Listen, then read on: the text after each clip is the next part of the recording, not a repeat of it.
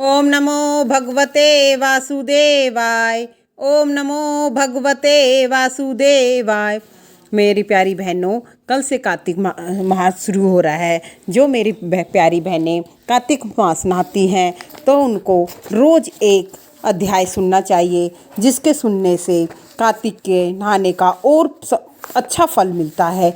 इसलिए मैं आपको रोज़ कार्तिक के एक अध्याय का बताऊंगी। तो कल का पहला अध्याय मैं आपको बताती हूँ। नैमिषारण्य तीर्थ में श्री सूत जी महाराज 88,000 स्वर्णाधिक ऋषियों से बोले, अब मैं आपके सामने कार्तिक महात्म्य की श्रेष्ठ कथा कहता हूँ, जिसे सुनकर मनुष्य सब प्रकार के पापों से छूटकर बैकुंठ को जाता है। सूत जी ने कहा, श्री कृष्ण जी से आज्ञा लेकर नारद जी चले जाने पर सत्यभामा प्रसन्न होकर श्री कृष्ण से बोली, हे नाथ, मेरा जीवन सफल हो गया, मेरे माता पिता भी धन्य हो गए। जो आपकी 16,000 रानियों में से मैं आपको अत्यधिक प्यारी हूँ। मैंने वैकल्प वृक्ष आदि आपके साथ नारद जी को विधि पूर्वक दान में दे दिए, परंतु वही कल्प वृक्ष मेरे घर में सदा लहराया करता है, जिसकी बात को मृत्युलोक में कोई भी स्त्री नहीं जानती। हे स्वामी, अब मैं आपसे पूछना चाहती हूँ, सो विस्तार पूर्वक कहिए, जिसके सुनकर मैं अपने हित कार्य करूँ, जिसके करने से कल पर्यंत भी आप मुझसे विमुख न हो। सूत जी कहने लगे। सत्यभामा के ऐसे वचनों को सुनकर श्री कृष्ण जी हंसते हुए बोले, सत्यभामा की बाह पकड़कर कल्प वृक्ष नीचे गए और बोले, हे प्रिय, 16,000 स्त्रियों में मुझे तुम सब अपने प्राणों से भी अधिक प्यारी हो। तुम्हारे लिए देवता और देवराज इंद्र से भी मैंने विरोध किया था। उस महाअद्भुत वार्ता को सुनो।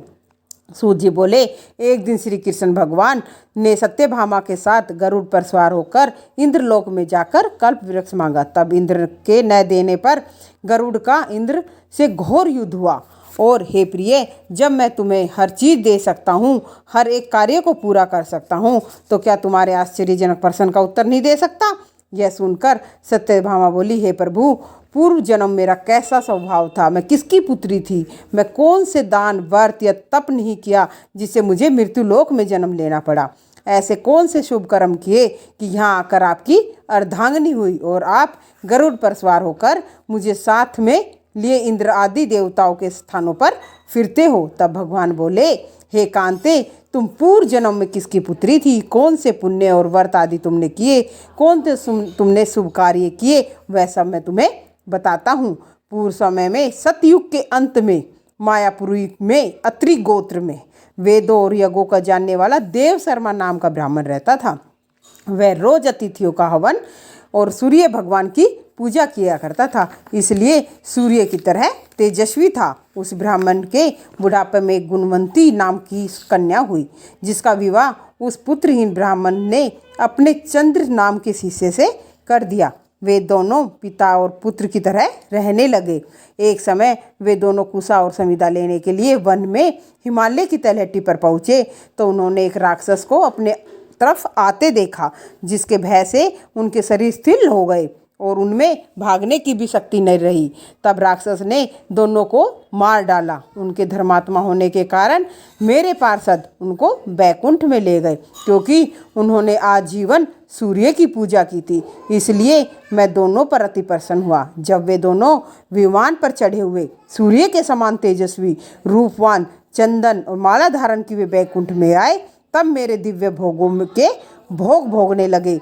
तो मेरी प्यारी बहनों, आप भी जब कार्तिक नहा रही हैं तो रोज सूर्य देव को एक लोटा जल जरूर चढ़ाए। और कब चढ़ाए? वो सुबह सुबह के टाइम, जब सूरज बिल्कुल लाल होता है, गोल होता है, लाल रंग के सूरज को जल चढ़ाने से हमारा सुहाग अमर रहता है और उसकी आयु बढ़ती है। तो इसलिए मेरी प्यारी बहनों, रोज़ सूर्य देवता को एक लोटा, वो भी तांबे के लोटे में, और जब भी सूर्य भगवान को जल चढ़ाए तांबे के लोटे में चढ़ाए। और जो जल चढ़ाते हैं वो आपके पैरों में नहीं आना चाहिए, उसकी छींटें पैरों में नहीं आनी चाहिए। या तो आप कोई बाल्टी ले लो या कोई और बर्तन ले लो, जिससे आप वो जो जल चढ़ाते हैं सूर्य भगवान को ऊपर से, और वो नीचे उसमें गिरे और आपके पैरों पे ना आए।